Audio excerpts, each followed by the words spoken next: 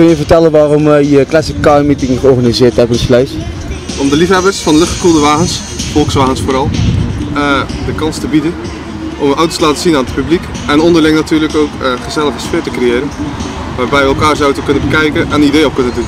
We hebben een aantal bekers en daarnaast hebben we zelfgemaakte prijzen voor auto's met onder andere lage vering, dus die heel laag op de grond liggen met airride, zonder airride. En we hebben een speciale prijs voor de auto die de verste afstand heeft afgelegd naar onze meeting toe.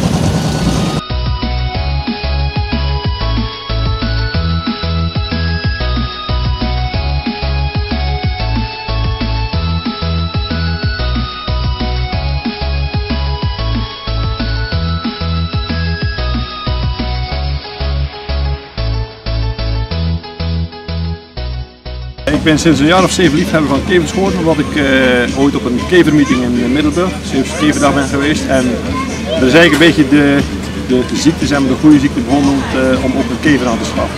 Ik heb deze auto gekocht een aantal jaren geleden, een jaar of 10 geleden, in een depot waar er staat. En ik heb een jaar of 4, 5 gedaan over de restauratie. En dit is het resultaat geworden. Waarom hebben we voor zo'n autootje gekozen? Nou, ik heb altijd al een bus willen hebben. Ik ben eigenlijk groot gebracht met een bus. Ja. Al uit. Ja. Als klein kind zat je er al in en dan op een gegeven moment krijg je die kick. Ja. En dan gaat het over van vader naar zoon. Ja. Dus zodoende wilde ik een bus hebben. Ik heb er meerdere, maar dit is wel het juweeltje eigenlijk.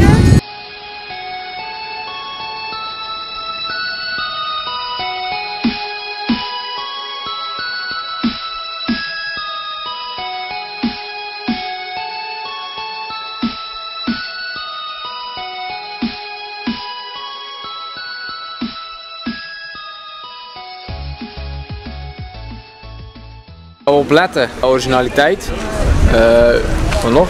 Het onderhoud van de lak, dus of het echt wel een beetje blinkt, of er niet te veel beschadigingen in zitten, of die een beetje schoongemaakt is natuurlijk.